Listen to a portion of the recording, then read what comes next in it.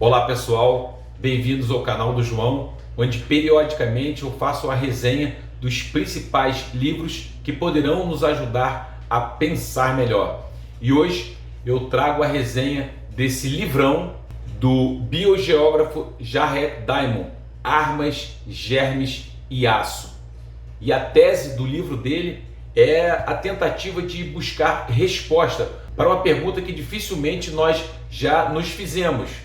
Porque em 1532, quando o explorador espanhol Francisco Pizarro enfrentou o grande exército inca de Atahualpa, ele conseguiu, com apenas 168 homens, impor uma derrota acachapante a um exército de 80 mil incas. Na verdade, Francisco Pizarro ele tinha tecnologia. E a pergunta do autor é: por que em 1532 os espanhóis, que representavam o velho mundo eurasiano, tinham tanta tecnologia, estavam tão mais avançados que as civilizações pré-colombianas? O objetivo do livro do autor é responder essa pergunta. E nós vamos ver a sua tese depois da nossa vinheta.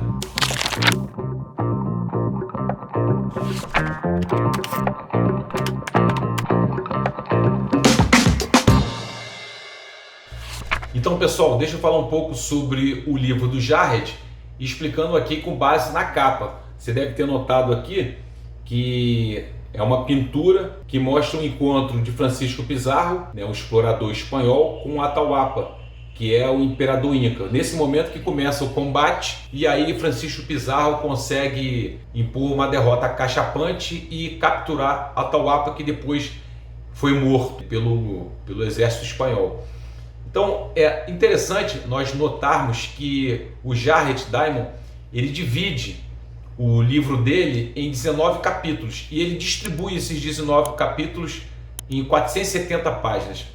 Na minha opinião pessoal, eu acho até que ele conseguiria colocar a sua tese em 250 páginas, mas não sei, você deve ter percebido que certos autores eles gostam de escrever muito e às vezes trazer dados que não acrescentam muito à tese deles, mas isso é a minha opinião pessoal. Mas é interessante que o livro dele, ele sustenta a sua tese com base em 4 pontos.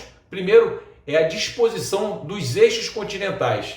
Segundo, é a presença em determinados continentes e a ausência na Eurásia de barreiras geográficas. E terceiro, ele se baseia também na presença de determinados animais. Os animais originários da Eurásia foram animais mais viáveis economicamente do que os animais que nós encontramos em outros continentes. Então, isso ao longo dos anos, ao longo dos milhares e milhares de anos, acabou colocando a Eurásia numa situação muito mais privilegiada de desenvolvimento civilizacional em relação ao continente africano, americano e em relação também à Oceania.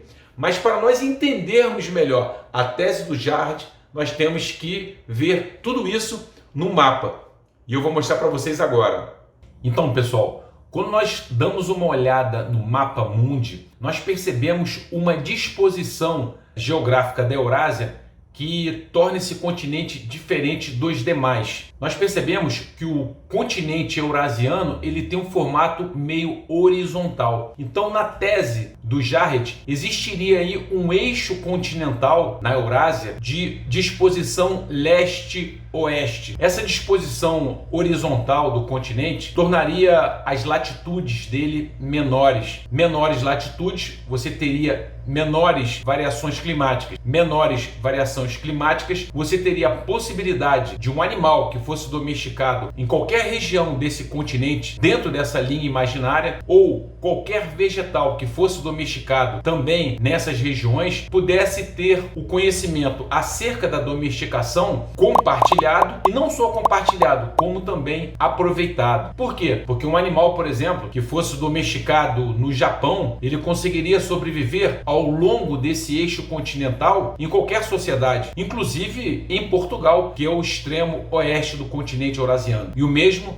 poderíamos dizer em relação à domesticação dos vegetais. Jared também nos mostra mostra que o continente eurasiano ele tem menos barreiras geográficas, o que significa que as pessoas que vivem nesse continente ou que viveram nesse continente ao longo dos anos, elas puderam transitar ao longo deles desde que tivessem aí possibilidades de mobilização. E isso de fato foi possível. Basta nós lembrarmos do explorador Marco Polo, que saiu da Itália e conseguiu chegar quase ao extremo leste do continente eurasiano, tendo contato aí com os mongóis. Jarred também nos mostra que o continente eurasiano, onde obviamente está a Europa, né, Eurásia, Europa e Ásia, teve o privilégio de ao longo dos anos ter animais originários que pudessem ser explorados economicamente e, portanto, trazer mais riqueza para esse continente. E Jarred dá um exemplo: o gado, o porco, a cabra, a ovelha, o frango, esses animais eles tiveram origem eurasiana. Então percebam a facilidade para a Eurásia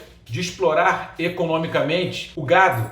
O gado sempre foi fonte de proteína, de couro, de leite e em alguns momentos ele foi fonte até mesmo de tração, trabalhando em lavouras. E os outros animais nós não precisamos nem falar. Basta nós olharmos o Brasil. Nós somos uma potência do agronegócio, porque nós produzimos proteína, produzimos couro a partir de todos esses animais. E Jarred também se refere ao cavalo. O cavalo, ele é de origem eurasiana. Só para lembrar, não existiam cavalos na América até 1500. Foram os europeus que levaram esse animal para lá. E é importante notar que durante a maior parte da história da humanidade, o cavalo, ele sempre foi fonte de mobilidade. O cavalo, ele sempre substituiu os automóveis e ele também tinha um uso militar. Basta nós lembrarmos que nesse embate entre os incas e os espanhóis, os cavalos fizeram toda a diferença, porque os incas até então eles nunca tinham visto esses animais. E obviamente, eles representam uma grande vantagem bélica no momento de confronto. Então, segundo Jarred, os incas não só eles foram sobrepujados pela pujança, pela força dos cavalos, como também até mesmo pela surpresa.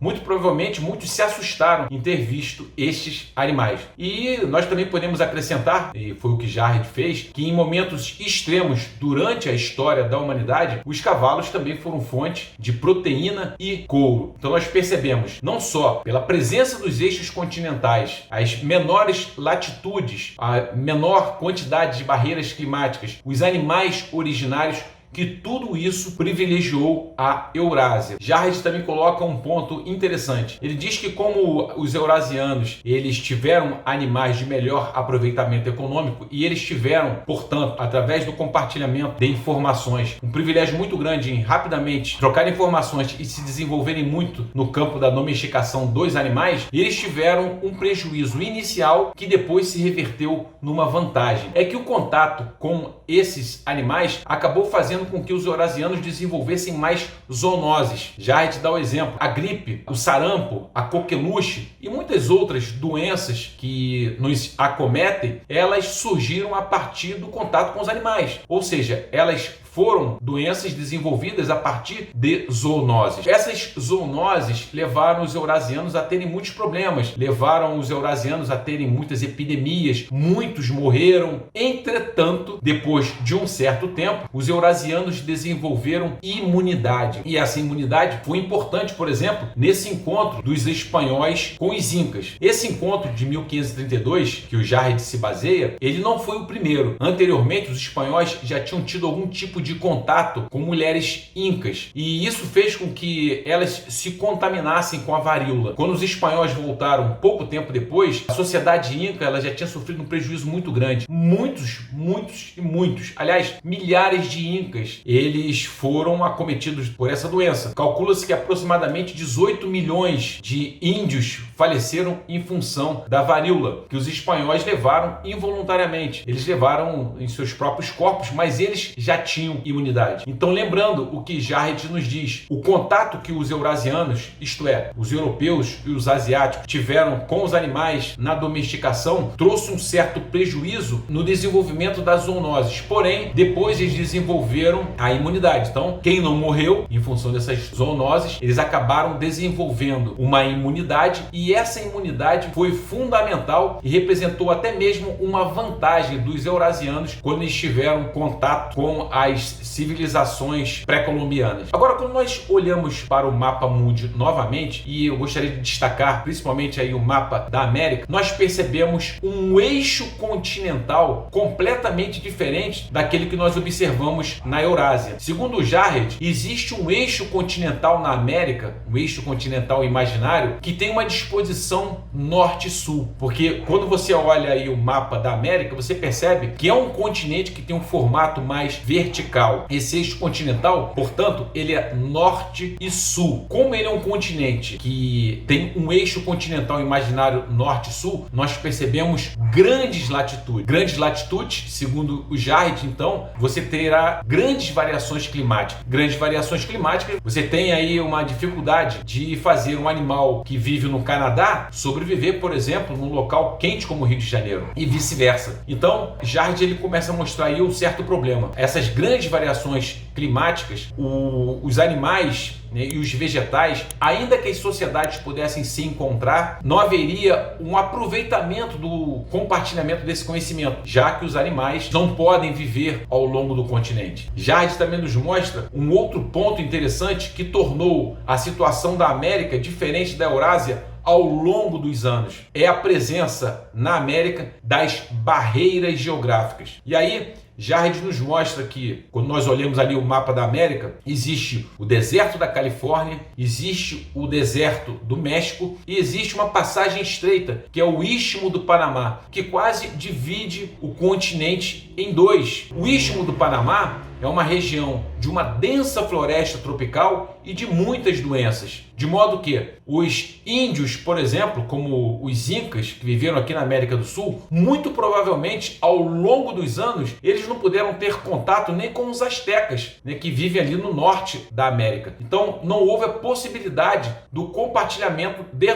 conhecimento. Jared também nos mostra que os animais originários da América, eles são de difícil aproveitamento econômico. Todos os animais que são de origem eurasiana, como nós já falamos, né, o gado, o porco, a cabra, a ovelha, o frango, o cavalo, esses animais não existiam na América antes dos europeus. Então isso também dificultou o aproveitamento econômico, isso dificultou a extração de proteína e muito provavelmente essas sociedades não puderam se tornar complexas, não só porque não puderam trocar informações, como também não existia um excedente de produção que pudesse fazer com que essas sociedades crescessem, como aconteceu na Eurásia. O excedente de produção de alimentos levou muitas pessoas a saírem da linha de produção de alimentos e essas pessoas puderam se dedicar a atividades importantes para o crescimento de uma sociedade, como, por exemplo, ter um exército de soldados profissionalizados, você ter um grupo de gestores públicos mais profissionalizados,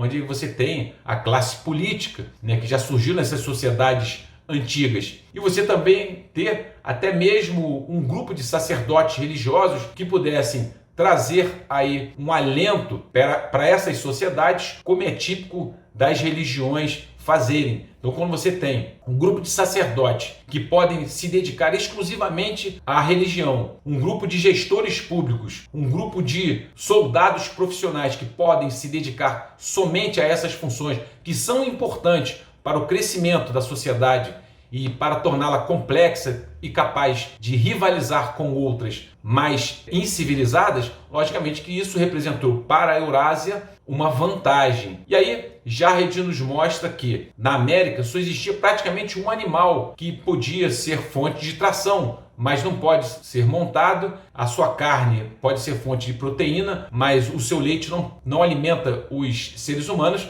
que é a lhama. Então tudo isso representou ao longo dos anos uma desvantagem para a América, de modo que quando essas civilizações se encontraram, Pizarro, mesmo tendo um número de soldados menor, conseguiu vencer 78.000 incas, porque ele tinha o cavalo, que representava naquela época uma grande vantagem bélica, e Pizarro também tinha armas de fogo, porque as armas de fogo já tinham sido desenvolvidas na Eurásia. Agora, quando nós olhamos novamente para o mapa mundi, e eu quero me concentrar ali na África, nós percebemos o mesmo fenômeno que ocorre nas Américas. Segundo Jared, existe um eixo continental imaginário que divide esse continente numa posição norte e sul. Então nós temos o mesmo fenômeno que nós encontramos na América. Nós temos grandes latitudes, nós temos grandes variações climáticas e nós temos também uma barreira geográfica que praticamente divide o continente em dois,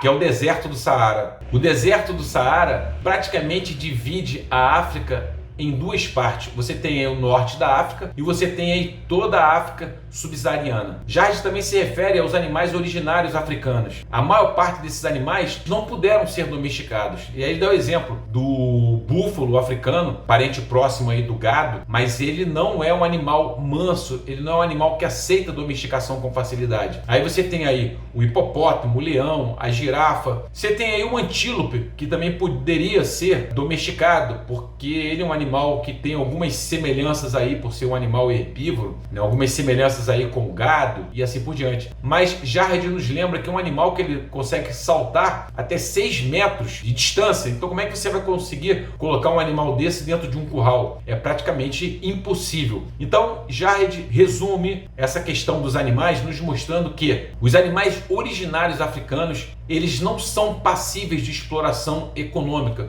porque eles não são animais que aceitam a domesticação e, portanto, isso tornou a situação da África ao longo dos anos uma situação desvantajosa em termos de exploração comercial, e para sustentar as sociedades, isso representou uma desvantagem muito grande. Jared, então, nos mostra que, não por acaso, a África subsaariana ela é uma região mais pobre. Por quê? O deserto do Saara representou uma barreira geográfica, impediu a troca de informações, dificultou o comércio, dificultou o compartilhamento de informações e também impediu que os animais eurasianos pudessem chegar, juntamente com essas informações, na África subsaariana. E por fim, nós chegamos na Oceania. Quando nós olhamos o mapa da Oceania, nós percebemos que a situação dela foi muito desvantajosa ao longo dos anos. Jared chega a dizer que a Oceania é a região mais, ou era a região mais atrasada do planeta no século XV e XVI, porque nós observamos ali que a Austrália, a Tasmânia,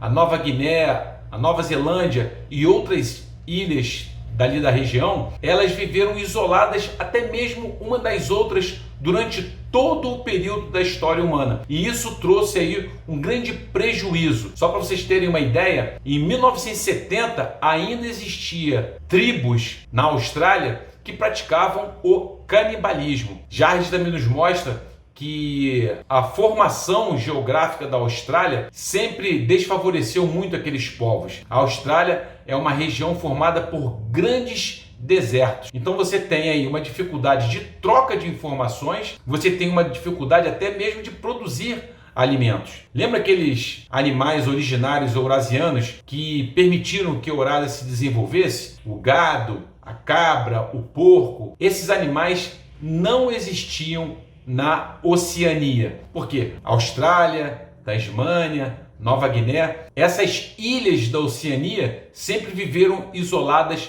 na maior parte da história. Então você não tem nem eixos continentais imaginários. O que você teve foi isolamento mesmo. Esses povos, eles sempre viveram isolados, inclusive muitos deles isolados uns dos outros. Então, pessoal, assim nós chegamos ao fim da resenha do nosso livro Armas, Germes e Aço. Resumindo aí a tese do Jared, a Eurásia teve um eixo continental horizontal, leste-oeste. Isso representou menores latitudes representou menos variações climáticas. Os animais originários eurasianos são mais passíveis, foram mais passíveis de domesticação ao longo dos anos. Isso representou uma vantagem para a Eurásia, não só aprender a domesticação desses animais que já são melhores, como também puderam compartilhar essa informação, já que não existia tantas barreiras climáticas. E essa informação compartilhada, ela pôde não só ser transmitida,